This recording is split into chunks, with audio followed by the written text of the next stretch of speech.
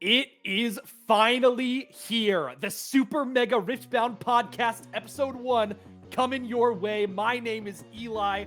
Riot ID is battle tested. I'm joined here once again by Teddy, and we're going to get right into some preparation for the Houston event happening this weekend.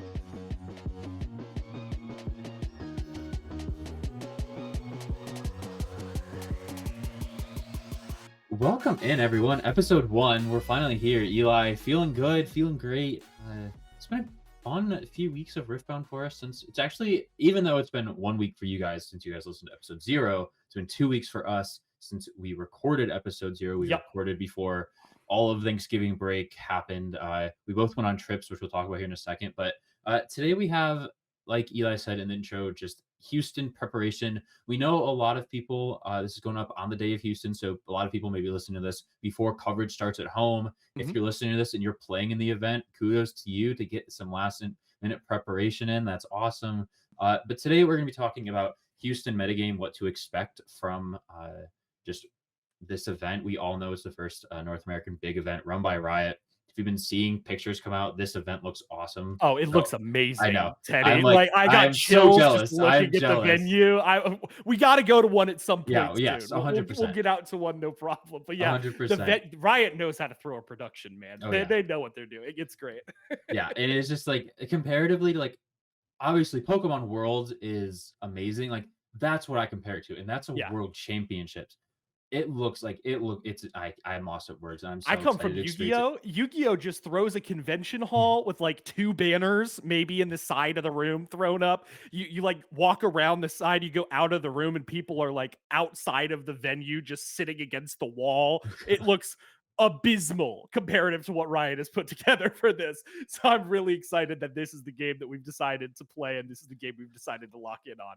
Super pumped to get to go to one eventually. I am too. But obviously, when you go to one, you got to know what to bring. So that's also going to be another segment we're going to do today. Just kind of talk about what to bring to your first TCG event. We know this is a lot of people's first trading card game. And maybe Houston isn't going to be your first event. Maybe Las Vegas will be. Maybe like one of these bigger SCG events is going to be, or even honestly, Nexus nights. Like if you're going to a Nexus night, if you're going to a slightly larger skirmish, event, maybe skirmish, these things are still going to apply to those events. It's just whatever you can bring to larger events to, make sure you're not caught lacking, for lack of a better term. There, make sure you're not getting caught sleeping. And you're bringing all the things that you really need to get into really competitive TCG gameplay. Yeah, I agree. And then the last 2 segments we're going to talk about are what you guys want to see in future segments, future community segments. That's something we really want to get implemented as quickly as we can, is interacting with you guys.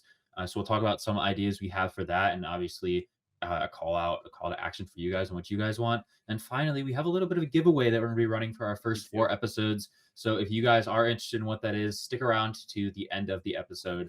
And if you are people that skip to the end of the episodes, by all means, like, go ahead. But I think you should listen to this entire thing and give us that support. But I mean, either way, you are going to want to stick around for the giveaway. It's a pretty good one. It's a pretty good one.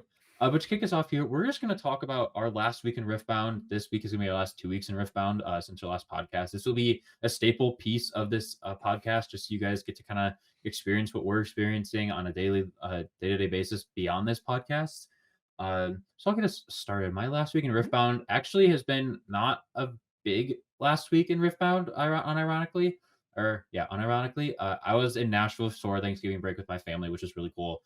Experienced a new city, live music, always fun to be around. And then I think the craziest thing was we drove back from Nashville and I had a summer skirmish the next day, which I really didn't get to prep at all. I brought Eli's Victor list. I went 2-3. It was just Victor. We'll talk about it more. It's very hard in this current meta, I think, to see this deck see success. Eli has seen success with it, but he's just that good of a TCG player. A lot better. I will say I a don't lot know. better I don't than know I if am. that's the case, Teddy. All I'm saying is, all right. So I've been posting in our Discord for our local community about it. My victor list so far for me in tournament, I have won 17 matches and lost one match. That one match actually came at locals last night. That I lost my very first Oh one with the victor no. list. So I'm a bit of a victor believer, as it were. But unfortunately, Teddy, you coming back with that little sleep, I think affected the Yeah. victor gameplay the next day. Just a little preparation, and that's just kind of what happens. But other than that, in my last week of Riftbound, I actually started a new job at our local trading card game store, which I was very excited about. Paradigm Games here in Indianapolis. If you guys are local, come support us. We play Nexus Nights on Wednesdays and are open most days during the week. I'll run Magic events if that's your style. If you're listening, you're a Magic player. We also run Pokemon stuff. So yeah, that has kind of been my last week. Eli, how's your last week? Your last 2 weeks been in Riftbound? Yeah, so I touched on it a little bit, right? Been jamming the Victor, but I actually have been I've put together pretty much every deck that I can. I'm only missing a couple of champion decks at this point. Been really enjoying the early days of the Riftbound meta kind of formulating. So I've gone to 3 locals a week for the past couple of weeks. I go to a Wednesday local at Paradigm, like Teddy just talked about, and then I've got a Thursday local and a Saturday local as well. For the Thursday and Saturday, they're a little bit more competitive. So I bring Victor to those events and was able to do quite well until last night, unfortunately, getting knocked off, going 2-1 instead of 3-0 there. But I've been playing some Misfortune, like an aggro Misfortune list. I played Teemo. I played Lux, and I do those on my Wednesdays. Do it a little bit more casually, just sit down, have a good time. But I am prepping for PPG Orlando that is happening not this weekend, but next weekend. They're doing a 5K on Friday, a 10K on Saturday, and then a 5K on Sunday. So I'm going to be there all weekend, grinding out those tournaments and having a blast down there in Orlando. But that does mean I've had to get some pretty good practice. So we've been putting our nose down and trying to get as good at Victor as we possibly can. Well, there you go. Well, if you play Eli, maybe he'll be playing Victor. I don't know. I don't want to spoil what he's going to play, but we'll I'm have to playing see. Victor. I'll just Oh, tell you that I'm playing okay. Victor. Well, there you go. We're He's gonna playing flip the Victor. champions up first anyway, Teddy. Like That's it's fair. not gonna be a secret for that long. That's fair, actually. That's the one thing that's different about this game is you know exactly what your opponent's playing before the game even starts. Yeah. So yeah. Anyways, that was our last week in Riftbound. We hope you guys enjoyed that little look into what our live is outside of this game or outside of this podcast. Yeah, Eli, we're obviously here to talk about the Houston metagame. You want to take us through that? Yeah, definitely. We are here to talk about the Houston metagame, and it is a big metagame that has developed. Back in China, we saw Kaisa and Yi both dominating about a 40% meta share apiece, which is just an insane number for a Yeah. trading card game. However, when the game came over to the Americas, we're looking at a little bit of a different picture. Kaisa still going to be the top deck to look out for when you are looking to prepare for any large event in the near future. Teddy, why don't you tell us a little bit about what Kaisa is about? Yeah, Kaisa is just going to try to control the board the best she can. Obviously, Kaisa Survivor, one of the best cards in the game right now, being able to draw one conquer, and then you still have the ability to pull her back and then just do it all over again. 5 energy is not that much to pay to get her accelerated, so you can get some quick points with her, and then if your opponent's not expecting it, you can pull her back and then kind of just keep doing that. Obviously, has all the damage spells, Hextech Ray, Falling Star, Acathian Rain, just can do so much and so efficiently. Obviously, with the draw, also has access to Thousand Tail Watcher, Time Warp if you want to just say screw you to your opponent, I'm going to win, and just like it's such a.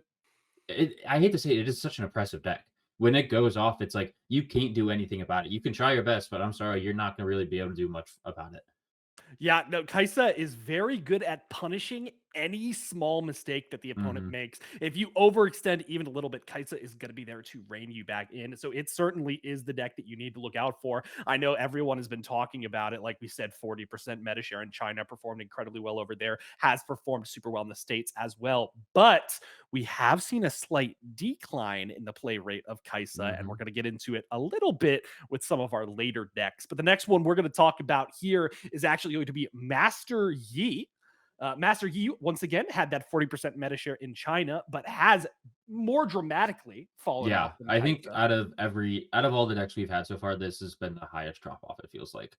Yeah, definitely. But I mean, Master Yi is still an incredibly strong Hmm. option. Going to be a proving grounds champion, so it had limited access for the first little bit of the game. But when you go into a large event like this, that's not going to be a problem whatsoever. However, what will be a problem is the fact that some people did not get to test against Master Yi, or to be fair, Annie, that's coming up next. Hmm. They didn't get to test against either of those as much because they were locked behind the proving grounds wall, so their local players might not have had them as much if they weren't practicing online. So you need to be aware of both of these decks. Yi is a really strong deck. Either can be played mid-range or can be played with Dazzling Aurora. Most of the deck lists we're seeing at this point seem to be shifting more toward that Hmm. mid-range than they do the Aurora top ends because people are so prepared for Aurora at this point. Everybody is siding gear hate. Everyone is prepared for what they want to do in a Dazzling Aurora. Sometimes it doesn't matter. Sometimes Aurora's just going to win you the game anyway. You slap that thing down on turn 3, turn 4, and it's just away she goes from there. But you need to be prepared for this kind of deck. It's going to be on Zonia's Hourglass. It's going to be have the Dead Bloom Predator package. Going to be able to have a really strong top end while still utilizing that Master Yi 1 unit per battlefield +2 with a lot of buffs to back it up. Very scary deck. Very good into our next deck, which is going to be Annie. Yeah, so Annie here, obviously, I think one of the more low to the ground decks we have in the format. It's going to try to go very quick, going to try to get to 6 extremely fast, just to be able to ride the wind to victory. Very powerful play, especially a lot of these decks are playing. Traveling Merchant is actually a card I want to mention, just because it can really help this deck more than I think people expect it to. Because like, oh yeah, discard draw one. If you're able to early game get that going and maybe do that twice, you really that's like you're well on your way to getting everything you need in your discard to activate Vi. Yep. Obviously, again, has the red damage spells and to be able to just use Void Seeker, Falling Star, to be able to get those and control battlefields to be able to get those points in, and also has stuff that you can bring with purple. You can bring your cards back, and so you're not really putting them into harm's way as much. This deck is really going to get all their points from challenging. They're really not going to be trying to hold as much as I mean, most decks are getting their points from challenging, but like Mhm. Timo, for example, who we're talking about in a little bit, is going to want to hold as much as they can. Yi But and Ari as yeah, well. Yep, they're in yeah. that same vein of wanting to hold for sure. Something to note on this Annie list, though, and not this specific one, but Annie list in general, we've been seeing a trend toward the scrap heap package Hmm. going in, kind of utilizing what you were talking about with that traveling merchant, right? They want to be able to pitch that card, draw 2 instead of just drawing the 1 from traveling merchant. That really helps accelerate their game plan. Hmm. Often a package that you're going to see with them going Zon Warrens in the first game, and then they're going to side out the scrap heap package going into game 2 if you are not a deck that also plays Zon Warrens for them to take advantage of it. So something to look out for is that package most likely will not be there in game 2 and game 3, and Hmm. you might be able to utilize that knowledge depending on what the situation is. Yeah, and also like I said, if you are playing Zon Warrens, play it game 3 if you can. I would say that would be how I would go about it. If you haven't played it game 1, just kind of be able to if you can wait it out as long as you can, probably the best way to go about it. Because if you're getting into game threes, this is mine. I know you're gonna. I think you're gonna disagree with me here, but I think if you're playing with Zon Warrens and you have it game 3, if we're getting into these where these games are taking forever, getting to 6 is going to be a lot harder for them. So if you're just able to not let Vi get online as quickly in game threes, that's how I would do it. Eli, I know you're about to say something that's going to differ from I me. I Let's am hear it. about to say something that's going to differ from you. I'm so sorry for my brash reaction there, but in my opinion, I think that you should actually try to pair your Zon Warrens into the Annie Zon Warrens.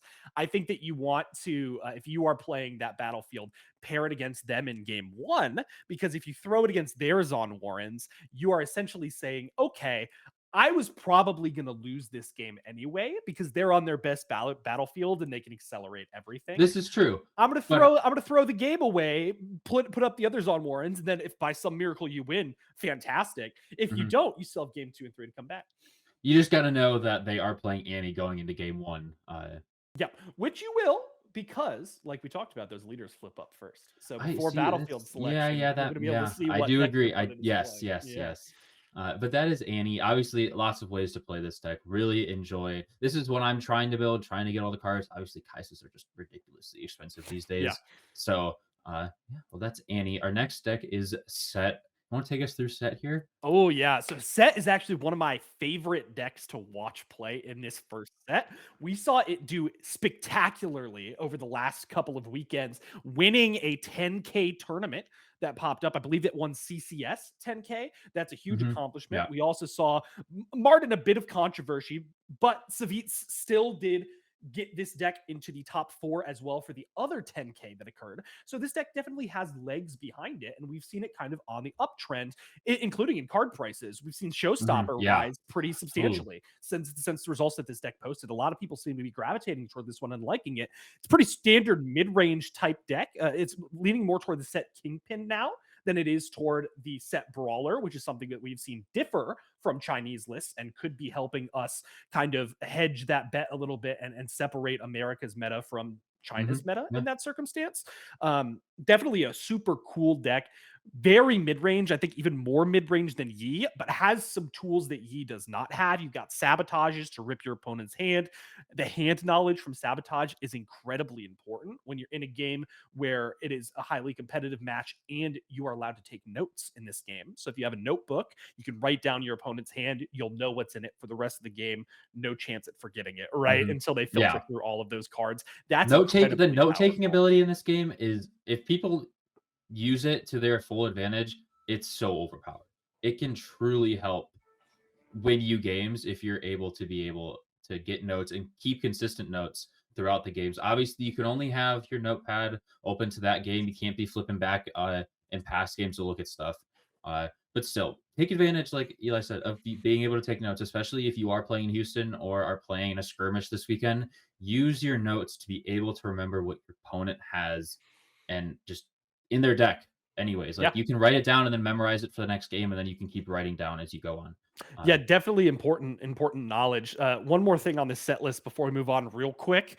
Kiana is just an incredibly powerful card, oh right? yeah. Being able to play Kiana is awesome for any deck when we are in a meta that is so overtaken by Kaisa players, right? That deflect on Kiana, very powerful against Mhm. Kaisa. The same reason why we see the 2 might Poro in red being played quite a bit is because that deflect is just so useful in the meta Mhm. right now.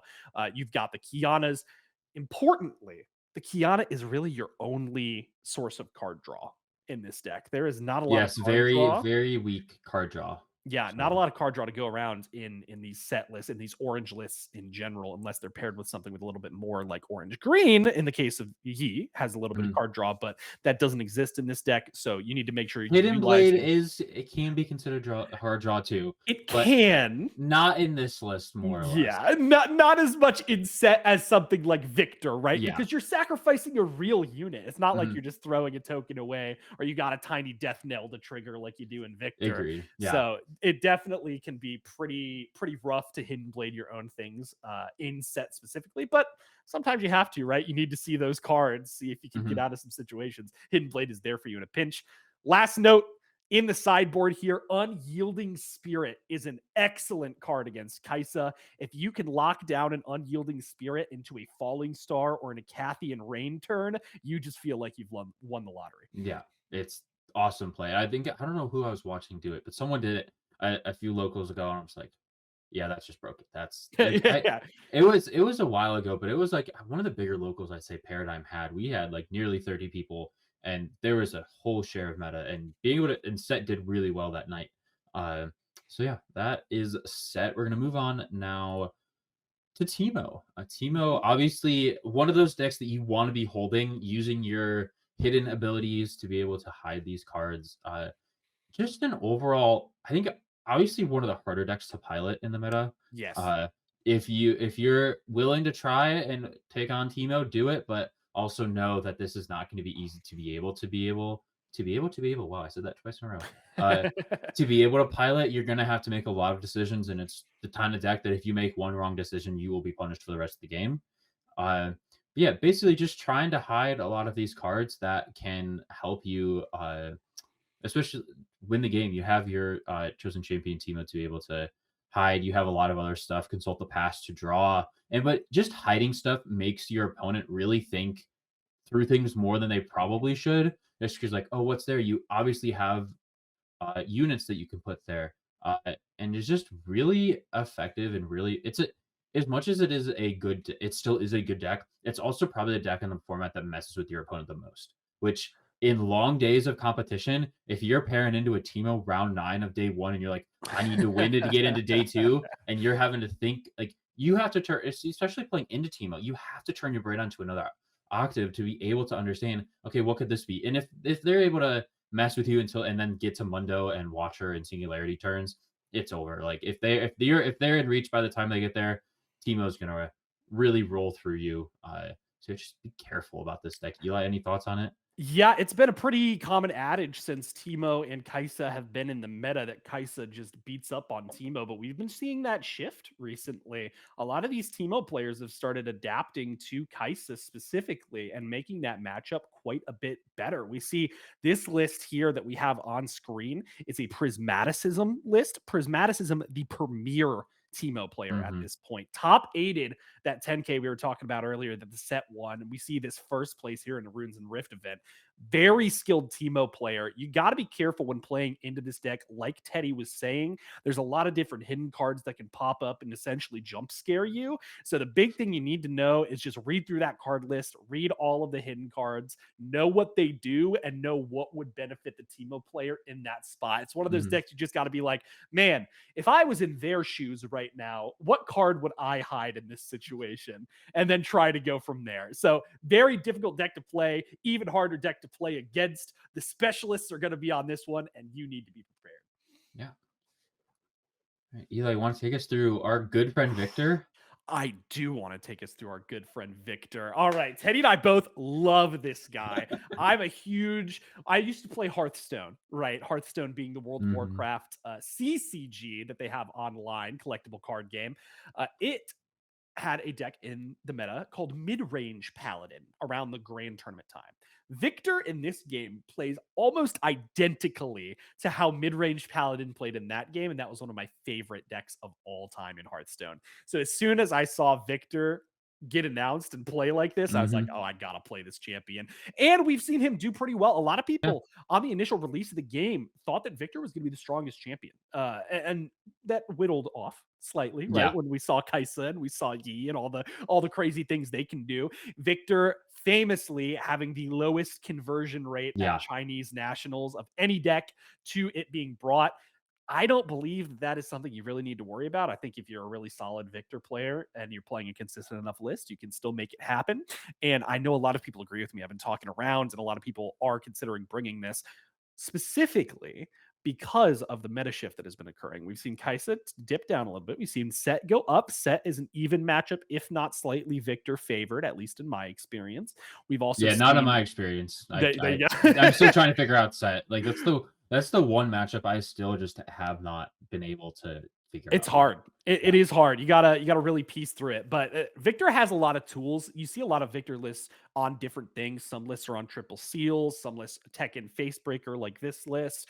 A lot of different card choices going around. Mm-hmm. Nobody's really solidified a best list yet, and I think that is something that once happens, Victor could go up a little bit Yeah. in the tier list that's currently appearing. But you still got to be prepared for this deck, right? They have the same thing Teemo has. They've got multiple hidden cards. This list specifically, and most lists I've been seeing playing the package of Hidden Blade plus the Blast Cone Fae plus Mm-hmm. the Consult the Pass. In this list, you even have Facebreaker as an additional mix up. So they've got quite a few hidden cards that you're going to need to play through and play around. They're going to stack up their bench and they're going to try to push you out of the game with a big turn being either Watcher, Grand Stratagem, or Imperial Decree the majority of the time. Definitely more mid-range in its function, but a lower end mid range Mm-hmm. that definitely undercuts Aurora decks, incredible into Aurora decks, but could 50-50 to slightly losing into a lot of the rest of the field. So be prepared. Make sure that you are conquering and taking points early and holding those points against Mm-hmm. Victor. If they can just start to tempo conquer with a recruit a turn after turn, that's when they're going to be in a favorable position. Don't let that happen. Yeah, I think the biggest thing about Victor is it's sometimes very hard for them to take back locations after like you've let them up because sure they're playing a lot of recruits, but that's only one might. Like that's not a lot of strength you put on the field. So if you're able to hold and hopefully they don't see a singularity or a stratagem or a watcher late, then you should be in the clear. But if they're able to get a bunch of recruits, obviously Machine Evangel really pairing nicely with Imperial Decree. He dies, 3 recruits come, Imperial Decree comes down. That's a very easy way for Victor to win. Is I think that will be probably what I choose to lean heavily on going forward, is that Machine Evangel and Imperial Decree play. Just 'cause I feel like it's so strong to be able I to. think that's super funny because I'm the exact opposite. I literally just cut all of the Really? Evangels from my list. Yeah. Well, there I you was like, go. I'm not playing this guy anymore. So that'll be interesting, right? We'll Yeah. see which one of us kind of like progresses forward. Once set 2 comes, we get a little bit more Death Knell stuff to play Mhm. with. I think Evangel's going to be really good. It's Yeah. very good into Kaisa as well. Of note, it is a very good card into the Kaisa matchup, and that's something that Victor can heavily struggle So are with. you citing Evangel No, still I for just cut it. Kaisa? I just cut it Wow, completely. okay, Yeah. interesting. But we're not here to talk about our list. We're here to I talk know, that's about all true. the lists that we're preparing for in That is Houston, true. right? And That so the is next true. list that we're looking at here is going to be one that you do need to be prepared for because a lot of people are gunning for that metal Ari. It's going to be the crazy Ari list that we've seen recently. They're kind of all over the place as well. We've seen time warp lists, no time warp lists. We've seen different battlefield suites. Some of them are opting into the +2 fortified defender battlefields. That's something that's been popping up recently, but most likely you're going to see the Grove of the God Willow, the Mhm. Dreaming Tree, and the Trifarian War Camp in the majority of Ari lists. You need to make sure against this deck that you are taking it easy. They will stack a point and they're going to try to hold that point. You don't need to crack that point immediately. What you need to do is just make sure that they don't get into a position where they can hold a point and then time warp. Mhm. That is when things can get really rough, and they're going to try to position themselves to do that as much as possible. What's your Ari insight, Teddy? I honestly don't have much Ari insight. This is one of the decks that I just have not really seen and watched much, not really paid attention to, because it really hasn't been a popular deck in indie locals. Uh, and so I mean I like it. I think obviously you have a bunch of the good blue cards, which we both love coming from Mhm. Victor players. Something that they are going to be able to really tailor to any matchup is obviously look at this deck, 8 different cards in their sideboard. They are going to be able to tech in and tech out things that they don't need for certain matchups and bring things in. They're going to help them a lot more. So I think that's the only thing you just have to be aware of, is they are going to be switching out cards a lot. They are going to be really trying to tailor themselves to be able, like Eli said, to get to that hold stage where they can time warp, gain more points like that. If you let them really stack a location and it's turn 6 or 7, I did that was not a 6-7 joke. Don't come after me. That was not on purpose. Oh my gosh. But if No. later in the game, if you let them do that, they're just gonna time warp and be able to really kind of just say, okay, turn 6, after turn 6, time warp, get another point going into their turn and or point 7, and then they're basically say, can you stop me? If not, I hold and I win. Yeah, So, it's also you got to be careful about these accelerated units, right? We're mhm, on multiple Sprite Mothers, we're on triple Watcher, triple of the I call them the eggplant. Uh, they all accelerate in. They're all very fast to get into these points because they do need to start playing units onto those points to hold mhm, them. Keep in mind that the Ari passive very relevant. The Ari interacts favorably with Trifarian War Camp, which is why they play mhm, the battlefield. So that's something to keep an eye out on. And something to note, it does target. The Ari trigger does target each unit, meaning if you come in with units that have deflect on them, you do have to recycle. The Ari player has to recycle a power every time they target something with deflect. So that is something to spicy. keep in mind if you have those deflect units coming into those battlefields. Yeah, well, those are kind of like, I think the big ones. Obviously, you still have that upper echelon of Annie, Set, Kaisa, and E that you need to look for. You have the other decks like Timo, Victor, Ari that you're gonna have to know and what they're gonna do. But we each have our own picks that we think are gonna kind of excel during this event. Eli, you want to talk to us about Yasuo? Yeah, I am kind of high on Yasuo right now. We've been seeing some top 8 performances in China slowly creep into the limelight. Some of the city championships that they've had over there, top 8 Yasuos, multiple different events. We also have seen Yasuo start to perform a little bit better in online events recently. So I'm interested to see if that is going to shift at all, and we might see a Yasuo perform well, especially for the people that are going for those metal cards. that are happening in Houston, right? A very cool idea by Riot that they've implemented. We're going to see a bigger spread of decks just because some people are going to hedge their bets and say, hey, I'm the best Yasuo player in the room. I'm going to place the highest. Let me get that metal card. And when you see Yasuo, you got to be prepared for it, right? Look at this list that we have on the screen right now. It's on Sona. Sona is incredibly cool in Yasuo. You're going to be able to take really good advantage of all of the green cards that Yasuo plays. So your disciplines, your on guards, your defies, but even more than that, ride the wind, right? You're readying 4 runes. You can ride the wind, the Sona out of danger if they come in to conquer it. It's a really interesting card in this kind of list specifically. And then you're seeing Canes, Mind Splitters going a bit more toward the top end of mid-range, Green Yasuo being the chosen champion of choice, of course. It's just a really cool deck to me. And I think it's a hard deck in a similar way to Teemo. Some of these purple decks can be very hard, but I think that when people can kind of wrap their head around it and really lean into it, they can take advantage of the fact that nobody's really going to have matchup knowledge against them. Yeah. Yeah. And that's kind of what I think about Darius. This is my pick that I think we could see show out and show up. We just saw in the most recent Runes and Rift event that Prismatum won with Teemo. We saw 2 Darius in top 8, if I'm not mistaken. Yeah. Like, it's showing up. I think people are starting to figure out that you can use the good stuff from Red and Kaisa, and obviously no damage spells in this list, but I think we've seen a few lists that do play Falling Star and Hextech Ray if they want more of that damage output. But then you also have the ability to use cards that play recruits. You have the Vanguard Captain and the Manufacturer that are going to be able to play recruits on play. Obviously, you have to use Legion for one of them, but you also have a lot of stuff that just is good. Like, it's good cards, and that's what makes this deck. That's what makes this deck good, in my opinion. You also, obviously, people are on 3 seals, having a lot of yellow in here. Yellow is a color that really likes to having to recycle things and recycle your runes to pay for it. So obviously, having those seals really helps. But you have the ability of Cleave to be able to make a recruit a 4 might unit, which honestly, for not really paying much for it, that's really good. So yeah, I really like Darius. I think this could see some. I think we're gonna see a few of these in top 64 day 2, and man, maybe it'll win it all. If it wins it all, then I'm not gonna let this down. Yeah, you're never gonna let us live that one down.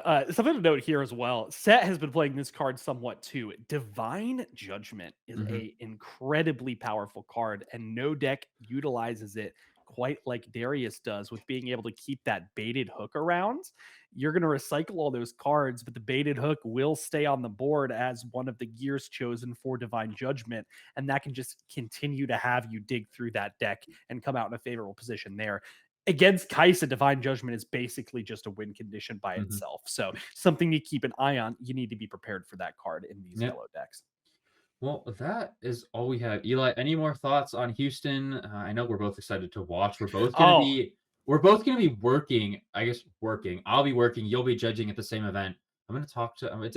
It's the skirmish at Paradigm this Saturday. So I guess the day of this release. I'm gonna hope maybe we can put the Houston stream on one of their TVs. That's my. hope. I'm sure we'll be able to. Yeah. I am judging. I also judged the skirmish last week too. I'm super excited to be judging for this game. It's very fun. But for Houston, you guys watching on stream, right? There's a lot of things to clue into. This is going to be our very first Riot sponsored super large event.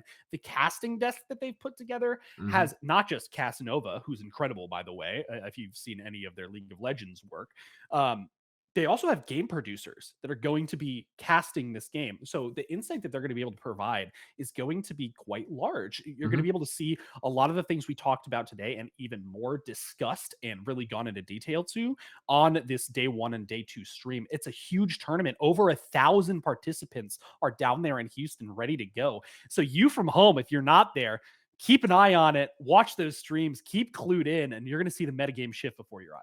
Yeah, and even if you can't watch it in time, like, I really hope, and they probably will upload these somewhere else to be able to watch after the fact. And if you're able to do that, just listen to what people have to say. They're going to do player interviews during it that you're going to get to hear some knowledge from a lot of high level players in this game. I think it's going to really change how the US really views, and North America in general views, Riftbound in the meta. So yeah. But talking about big events, we obviously want to talk about what to bring to these events. These are Yep. things that you should have in your backpack, have in your sling bag, whatever you use to carry your items around, things that you should be remembering to have during the event.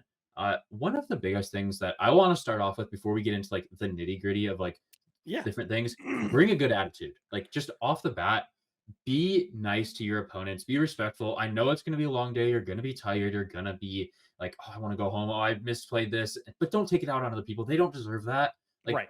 if, if you have an opponent that's maybe being a little disrespectful towards you, don't return that with disrespect as well. That's not going to end things well. That's going to make these events worse for the people around you, not just people that you're playing with, but people that are sitting next to you that are trying to focus during their games. Be respectful, be nice. I think Eli, we can both agree that's one of the bigger things that you need to come into any event really having. Yeah, it definitely is, Teddy. And as long as you have a good attitude, you will see those returns come back to you. Hmm. Also, in that same vein, don't be afraid to call a judge at these tournaments. I see a lot of people that are constantly like, "Oh, I don't want to bother the judges," or "Oh, it wasn't that big of a deal." Just call the judge, have the judge come over and handle any discrepancy or any communication issue or anything that you have. That is what they are there for. They Hmm. are there to make the player experience as good as it could possibly be. And this is a brand new card game. People are bound to mess things up, right? It's not going to be perfect, even though it is a tournament for a lot of money with a lot of players in it. So make sure you call those judges if you need them. But you don't need to bring a judge to the tournament with you. You do need to bring some other things to the tournament with Yes. you. So definitely, like Teddy said, you got that backpack, you got that carrying case, whatever you're using to carry all of your cards. Make sure that it's rather compact. Don't bring too much with you to the venue. You want to, if you want Something like this, if you can. something like that, would be fine. Yep.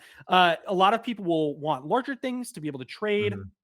Do that definitely. If you bring any of your binders or any of your things other than your main deck, you just need to be very vigilant. Unfortunately, TCG events often have theft at them, so just be prepared. Make sure you know where your stuff is. Make sure all your stuff is organized. And then my personal thing that I would say to bring every single time is water.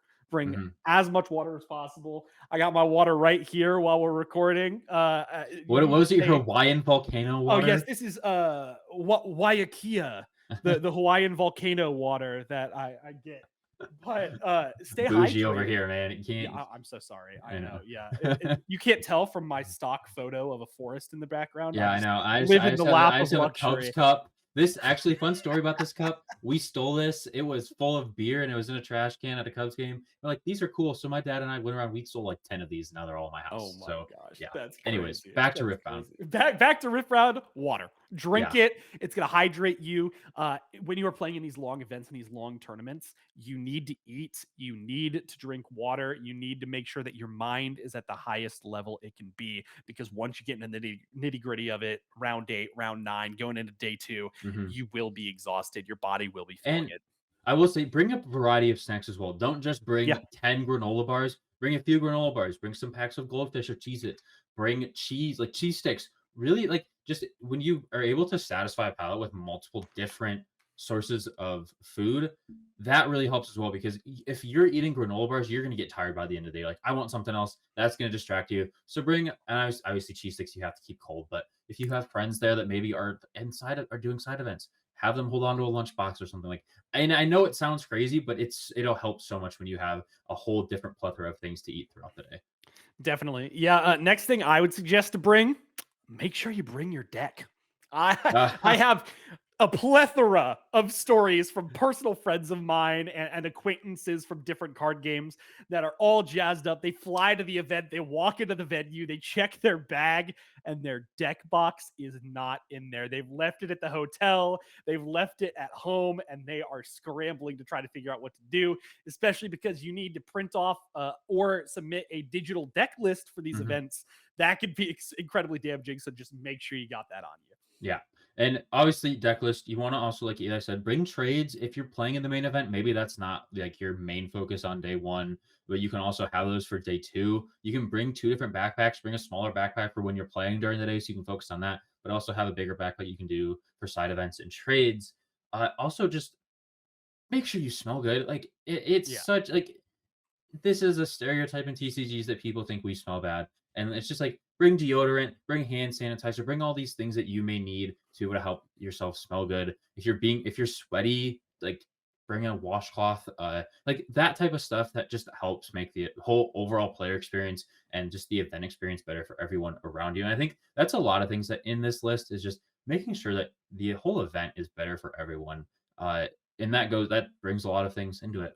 Something else I want to mention, a phone charger. You're going to be on your phone in between rounds, and obviously you may not be able to charge it for a while, but being able to plug it in just for a little bit, stay connected with your friends, stay connected with your family back home, be able to update them with how it's going. That's also just a big thing.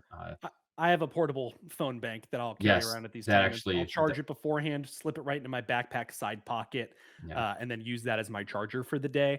Especially in this game, because they're going to be doing pairings online as Hmm. well. You're going to be able to just clock right into that. Sometimes that can drain your battery depending on the device you have. So phone charger definitely important to bring. In that same vein of things you just need to bring to be prepared, you need to bring dice, you need to bring Hmm. tokens. So any of your sprite tokens, recruit tokens, whatever you're using to approximate those. Translations, if you are using a Chinese deck, is the only other language we'd be able Hmm. to use at this point. You have to have a full Chinese deck, so bring translations. You can also call a judge over if your opponent has anything they don't have a translation for. And then last thing that I would note in that category is a notebook, because we were Hmm. talking about taking notes earlier. When a judge is coming over and they want to see if there's a discrepancy, right, in how the points have been tracked, they are almost always going to default with the person who has the points written down, because that is something that cannot be messed up as easily as a dice rolling over or perhaps a calculator getting cleared or turned off. So make sure you have that notebook. Make sure you are taking your life on that, or not life in this game, points in this game on that notebook, and making sure that everything is notated correctly so that the Hmm. judges will be able to rule in your favor. Yeah, and also just one thing I do want to mention on translations. If you are playing a Chinese deck, you can have like your main deck be Chinese, your side deck or sideboard also to be Chinese, but you could have your runes be in English. Like it just you have to, but you're like if it's a rune deck, they all have to be in Chinese. If it's your main deck, they all have to be in the same language. Tokens can be literally whatever. Like you can play other game cards. Like you can pretty much use whatever you want. As long as it is clear Yes, what the token is representing. yes, Yeah. and you can obviously verbalize that to your opponent for what it is. But yeah, you should be able to use whatever you want for tokens, just so that it's clear for what you're using.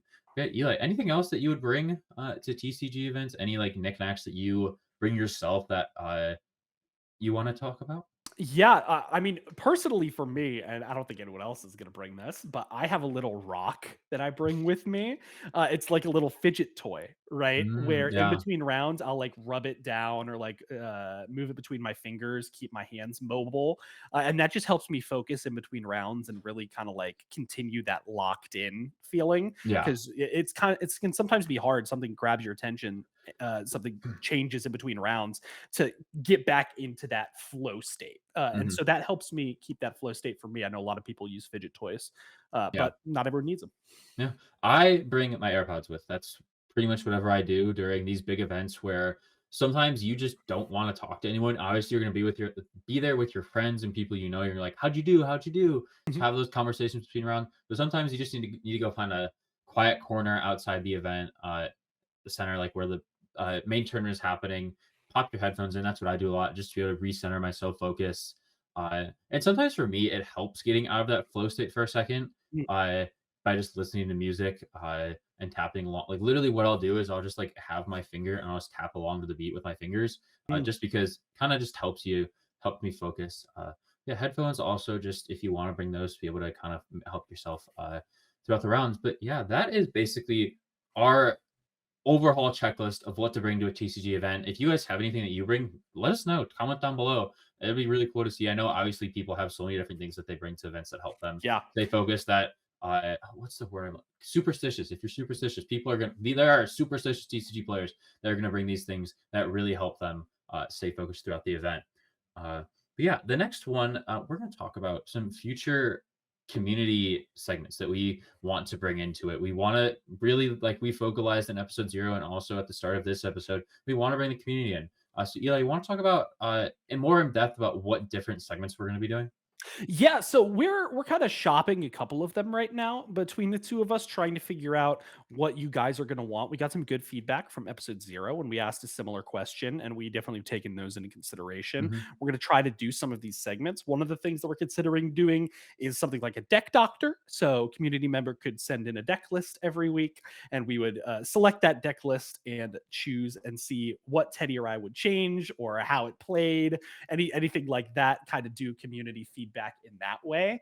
We're also considering doing like community guests at some point, bringing in members of the community to be on the show if they have different knowledge in different areas of the specific topic of that show that we would be doing, Mhm. and a couple different community segments. But really, what we want to know is what you guys want to see from our community segments, Mhm. because they're going to be involving you. You're going to be a huge part of this. Like what you guys want to do is what we want to do as well as the creators that are bringing you this product for all of you to enjoy. Right. Yeah. So if you have any ideas, comment them. Hit Teddy or I up. We are both super responsive on. You can message us on X. You can send a YouTube comment here.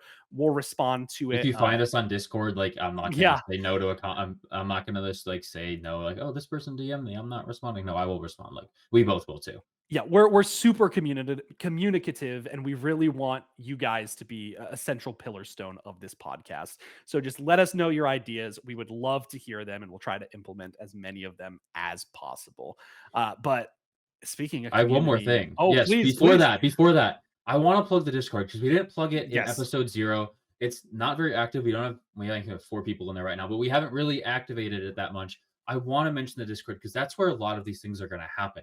We Mhm. have a whole section of the Discord where we're gonna post, "What do you guys wanna see?" Where we have our ideas for every week that we're implementing in the episode. You guys will get a chance to respond in those threads about what your input is. If we're asking for decks, you guys can submit your decks. If we're asking questions about, like, if we're asking 4 questions from the community about a certain topic, that's where that's going to happen. It'll also happen a little bit on Twitter as we start, but we really want to use Discord as the way to be able to communicate with you guys and talk with you guys, as it is us personally being able to talk in that channel. So the link is down below.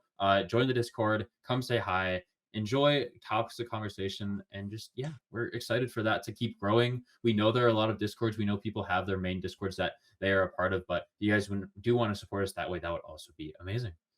Yeah, it'd be absolutely wonderful. But we're going to turn that support right back around. We actually, like we were talking about, have a giveaway that is going to be happening not just this episode, but for the first 4 episodes Hmm. of the podcast. All you're going to need to do to enter this giveaway is write a YouTube comment under this video. YouTube link will be posted all around on our social media. That comment should say what deck you're playing in set 1 and what drew you to that champion. And if you Also do that, subscribe to YouTube. oh, Also also subscribe to subscribe. YouTube. Also subscribe. Yeah. Yep, subscribe to YouTube. And then if you do that, you will be put in the running to get one of the champion decks from this proving ground set right here. Totally unopened. We're going to be giving away all of the Hmm. champion decks. The very first one we're going to be giving away is Master Yi. So if you want Yes. to be eligible for that Master Yi champion deck, make sure to subscribe to the YouTube, go down to the comments, say what champion you've been playing in set 1 and what drew you to that champion. Yeah, and so obviously you want to win Yi, and then we're gonna have Lux next week. We're gonna have Gary the week after, and to round it out at the end of December to ring in the new year, we're gonna be giving away Annie. Yi and Annie, they're probably the best sticks that come out of that. Wanted to bookend those. So yeah, stick around. You can win those. Obviously, you can win Yi now, win Annie in a few weeks. But that about wraps it up for episode 1. Eli, it was a pleasure talking to you. Where can people find you on Discord, Twitter, all of that stuff? Yeah, so my Discord is Lemur, spelled Leumer incorrectly. I did it when I was 10 years old. Sue me. It's stuck over the years. On X, I'm battle tested at battle tested TCG. That is also my Riot ID. So if you want to stalk me on op.gg, you can see me feed on Scion in League of Legends. That's one of my favorite activities to do. And then I also will be responsive to the YouTube comments and the Super Mega Riftbound X account as well. Yeah. Well, if you guys want to find me, as you can see down here, actually, we have our handles right here. I didn't even realize that I did that. Mhm. At Limited Teddy on Twitter. That is where you can find me. Also on Discord at, I believe, the exact same thing. I am very active, or not active, but I'm in the main Riftbound Discord. So if you guys just look me up there and you want to shoot me a message on there, go ahead. But I will also be active on the Reddit, on Twitter, on YouTube, just like Eli responding to comments. If you guys want to follow us, Twitter, or I guess X, is SM Riftbound over there. Can't do more than 15 characters on the username, so that's why we had to shorten it. But if you want to follow us on TikTok, Instagram, YouTube, Reddit, you can look up Super Mega Riftbound, and that will pop up. Eli is going to be posting a lot of shorts and all there, so go follow us over there.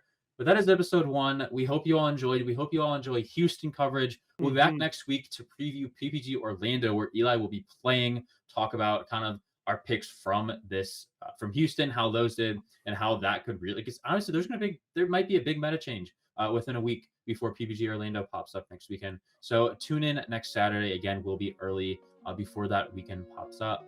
But yeah, we appreciate you guys listening, and we'll see you guys in episode 2. See y'all later.